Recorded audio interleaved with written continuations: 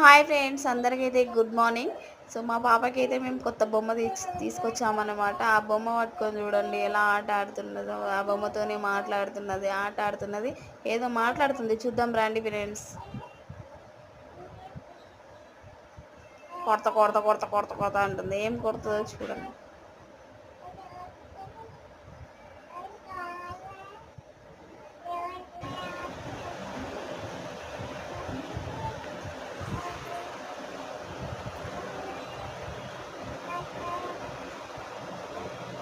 మీ ఇంట్లో చిన్న పిల్లలు కూడా ఇలానే బొమ్మలతో ఆటలాడతారా, మాట్లాడతారా? కామెంట్ సెక్షన్లో కామెంట్ చేయండి ఫ్రెండ్స్.